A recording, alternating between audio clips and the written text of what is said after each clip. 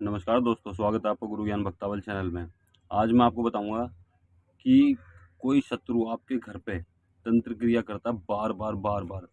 आपके ऊपर तंत्र क्रिया हुई, आपने उसे किसी भगत के द्वारा हटवा दिया। फिर उस भगत ने तंत्र क्रिया कर दी, जो भी आपका शत्रु हो उसने तंत्र क्रिया दोबारा करवा दी। फिर आपने किसी से कटवाई, फिर वो तंत्र क्रिया करवाता है। आप इस चीज़ से बहुत ज़्यादा परेशान हो गए हो, ठीक है? और आपको जिससे भी आप दिखवाते हो वो आपको नाम नहीं बताता कि आपके घर पे तंत्र क्रिया करी किसने है। बस वो तो देखिए ज़्यादातर भगत तो ये बोलते हैं कि आपके घर के ने कर दी या फिर किसी बाहर के ने कर दी, आपके रिश्तेदार ने या फिर आपके दोस्त यार ने, या फिर वो किसी का भी नाम ले सकता है आपसे, ठीक है? वो आपको नाम नहीं बताते। क्यों? क्योंकि इस चीज़ पे उन्हों के वचन होते हैं और शक्तियों के भी वचन होते हैं कि वो किसी को भी करने वाले का, जिसने आपके घर पे तंत्र क्रिया करी है, वो उसका नाम नहीं बताएँगे, ठीक है? ऐसा क्यों? क्योंकि अगर आपको नाम पता चल रहा है, आप उनसे लड़ने पहुँच जाओ, तो फिर वो पूछेंगे भई किसने बताई, ठीक है? तो वो आप आप उस भगत का नाम ले दोगे, फिर उस पे लड़ाई झगड़ा खूब सारी बातें हो जाती हैं। तो इसलिए वो कोई भी भगत आपको नाम नहीं बताएगा उस करने वाले का। कई बार ऐसा भी होता है कि क्या भगत को सही में नाम पता चल जाता है करने वाले की, इस व्यक्ति के ऊपर किसने किया है? तो मैं आपको बता दूँ, पता है बहुत सौ को पता चल जाता है और बहुत सौ को पता नहीं चल पाता, ठीक है? जितनी वो देवी-देवता की सेवा साधना करेंगे उसके हिसाब से पता चलता है कि तंत्र क्रिया की किसने है, ठीक है ना? तो अब मैं आपको देखिए, अभी मैं आपको ये नहीं बता रहा कि आपको भगत से किस तरीके से नाम जानना है, किस तरीके से नाम पूछना है। मैं आपको ये बता रहा हूँ कि आपको किस तरीके से पता चलेगा कि आपके घर पे किसने तंत्र क्रिया की है। अब एक छोटी-सी बात मान लो, कई बार ऐसा होता है कि भई करने वाला कोई और है, ठीक है ना? जिसको हम सोच भी नहीं सकते, जिसको आप नहीं सोच सकते कि इसने आपके घर पे तंत्र क्रिया की होगी। लेकिन आपका मन और शक जाता है किसी और पे कि उस व्यक्ति ने तंत्र क्रिया की हमारे घर पे। लेकिन आप उससे बोलना-चालना छोड़ देते हो, उसके घर आना-जाना कम कर देते हो।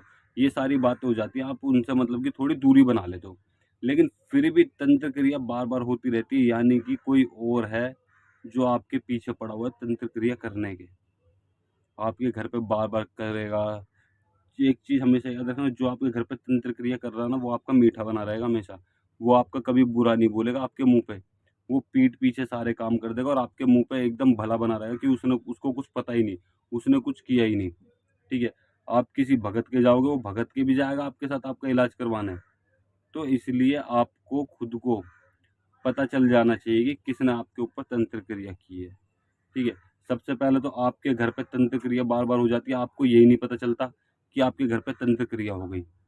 आप क्या करते हो, किसी को बुखार चढ़ गया, किसी के सर में दर्द हो गया, किसी के पेट में दिक्कत हो गई, कोई भी दिक्कत हुई उसको सिर्फ़ डॉक्टरी के लिए ले जाते हो कि भाई डॉक्टर की दवाई लो, दवाइयाँ लगती नहीं है फिर, ठीक है? फिर आप किसी भगत के जाते हो तब वो आपको बताते हैं कि हाँ, आपके घर पे तंत्र क्रिया है। तो आपको डॉक्टर के साथ-साथ इन चीज़ों पे भी ध्यान देना पड़ेगा। अब मान लीजिए आपके घर पे किसी व्यक्ति ने तंत्र क्रिया की और आपके घर में थोड़ी बहुत दिक्कत आने लग गई, लेकिन आपको पता नहीं चल पा रहा कि आपके ऊपर दिक्कत क्या है। आपके काम में रुकावट आने लग गई, काम बनते-बनते बिगड़ने लग गया, आपके घर में तबीयत खराब रहने लग गई, बरकत खत्म हो गई। ये दिक्कतें होती है तंत्र क्रिया की, कि आपके घर पे तंत्र क्रिया की गई है। अब ये तो हो गया नॉर्मल तरीका कि भाई अगर ये दिक्कत आए तो आपको लगना चाहिए कि आपके घर पे तंत्र क्रिया है। घर में मनमुटाव भी हो जाएगा, लड़ाई झगड़े भी होंगे आपस में, मियाँ-बीवी में लड़ाई झगड़े होंगे, मम्मी-पापा में होंगे, भाई-बहन में होंगे, भाई-भाई में होंगे, तो ये सब नॉर्मल ही है। अब आपको क्या करना है कि आपके घर पे तंत्र क्रिया है कैसे पता चले? आपको एक लेना है कंच का गिलास, ठीक है? एक कंच का गिलास आपको लेना है, कंच के गिलास में आपको डालना है 1 चम्मच नमक, ठीक है ना? 1 चम्मच आप नमक डालिए कंच के गिलास में। नमक डालने के बाद आपको क्या करना है, उसको ऐसे कमरे में रखना है, जिस कमरे में कम से कम 24 घंटे तक कोई नहीं जाना चाहिए, ठीक है? किसी भी देवी-देवता का नाम नहीं लेना, कोई लौंग नहीं रखनी, कोई कुछ नहीं करना, कोई मंत्र का जाप नहीं करना, कुछ भी नहीं।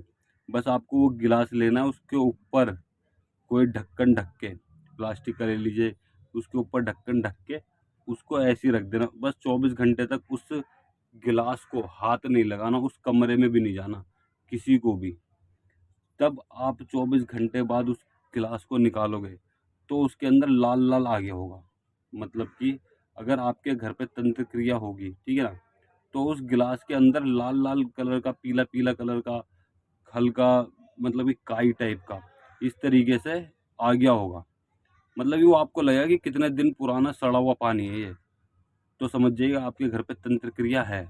अगर वो पानी एकदम नॉर्मल निकलता है, एकदम ठीक है, कोई दिक्कत नहीं आई है उसमें, तो आपके घर पे कोई भी दिक्कत नहीं है, कोई भी परेशानी वाली बात नहीं है, ठीक है। इस तरीके से आपको पता चल सकता है कि हाँ, आपके घर पे तंत्र क्रिया की गई है। और भी कई सारे तरीके होते हैं, अगर आपको वो भी जानने हैं तो आप मुझे कमेंट ज़रूर कीजिएगा। मैं अगली वीडियो ज़रूर बनाऊँगा इस चीज़ के ऊपर कि और किस-किस तरीके से जान सकते हो। चलिए एक और तरीका बता देता हूँ मैं आपको, ठीक है। आपको लेनी है एक पालक की गड्डी, हरा पालक होता है ना, वो लेनी है एक गड्डी। गड्डी खुलवाइएगा मत, जैसी गड्डी वहाँ पे मिले, चाहे 1 किलो की, सवा किलो की, 2 किलो की, आपको सीधे वो गड्डी लेके आनी है, ठीक है। पालक की गड्डी लेके अपने घर में 7 बार घुमानी है दीवालों से, मतलब कि दीवार से हल्की-हल्की टच करके 7 बार घुमानी है अपने। अब आप बोलोगे भाई घर तो मेरा 2 मंजिल का है, 3 मंजिल का है, तो आपको नीचे ग्राउंड फ्लोर पे घुमानी है, कोई ऊपर नहीं घुमाना। या फिर आप जिस कमरे में रहते हो उसमें घुमा दीजिए, कोई दिक्कत नहीं है, ठीक है। घर में घूमनी चाहिए। घूमने के बाद आपको क्या करना, आपको वो पालक की गड्डी को लेके जाना है आपको गाय के पास। अब वो पालक की गड्डी आपको गाय को खिलानी है अपने सामने, ठीक है। अब गाय आपको मारने की कोशिश भी कर सकती है, आप थोड़ा दूर से खिलाइएगा या फिर दूर से दे दीजिएगा, ठीक है। अगर गाय ने उस पालक की गड्डी को खा लिया तो आपके घर में कोई तंत्र क्रिया नहीं है, कोई भी भूत बाधा प्रेत बाधा नहीं है। अगर गाय ने उस गड्डी को ना खाया, उस गड्डी को सर से हटा के, सींग से हटा के अलग फेंक दिया, या फिर आपको मारने की कोई, मतलब कि आपको धक्का देने की कोशिश करी, मारेगी तो नहीं, इतना मतलब कि मारती नहीं है। हाँ, ये है उसको आप खिलाओगे ज़बरदस्ती तो आपको धक्का देने की कोशिश कर सकती है, ठीक है। तो समझ जाइएगा कि आपके घर पे तंत्र क्रिया 101% है, ठीक है ना। इसको कोई नहीं काट सकता, फिर आपके घर पे तंत्र क्रिया है। अब आपको ये कैसे पता चले कि किसने किया है, इस चीज़ का भी पता होना चाहिए। आपको मैं एक छोटा-सा तरीका बता रहा हूँ, आप इस चीज़ को करिएगा, ठीक। हनुमान जी का तरीका है, हनुमान जी का तरीका भी बताऊँगा। और अगर आप अपने देवी-देवताओं से जानना चाहते हो कि अगर मान लीजिए आप भगत हो या आप भगत नहीं हो, आप किसी भी देवी-देवता की सेवा साधना करते हो और आपको तब जानना है कि आपके घर पे ये तंत्र क्रिया की किसने है, आप तब भी जानना चाहते हो तो आप मुझे कमेंट करिएगा। मैं अगली वीडियो ज़रूर बनाऊँगा इस चीज़ के ऊपर कि आप अपने देवी-देवता से कैसे पता कर सकते हो, या फिर सामने वाला कोई व्यक्ति आया वो जानना चाहता है कि भाई मेरे ऊपर करा किसने है और आप नाम नहीं बताना चाहते उसे, तो उसको ये उपाय करके दे सकते हो आप कि इस चीज़ को ऐसे कर लो और आपको पता चल जाएगा, आपको सपने में दिख जाएगा कि आपके घर पे करा किसने है, ठीक है ना। बहुत ही सिंपल तरीका है देवी-देवताओं से पता करने का भी, वो भी जानना है तो आप मुझे कमेंट ज़रूर कीजिएगा। अब मैं आपको बताता हूँ हनुमान जी के लिए, हनुमान जी का आपको जाना है हनुमान मंदिर में, वहाँ पे आपको प्रसाद चढ़ाना है, ठीक है ना। प्रसाद आप बूंदी का चढ़ाइए, लड्डू चढ़ाइए, कुछ भी चीज़ चढ़ाइए, आप मीठा पान भी चढ़ा सकते हो, इमरती भी चढ़ा सकते हो, जो आपके बने वो प्रसाद चढ़ाइए। वहाँ पे जाके बोलना है कि बाबा जी, जो भी मेरा दुश्मन है, जो भी मेरा शत्रु है, जिसने भी मेरे घर पे तंत्र क्रिया की है, उस शत्रु का मुझे चेहरा दिखाओ। मुझे उसका चेहरा देखना है कि वो मेरे घर पे तंत्र क्रिया करता है, उसने हमें इतना परेशान क्यों कर रखा है।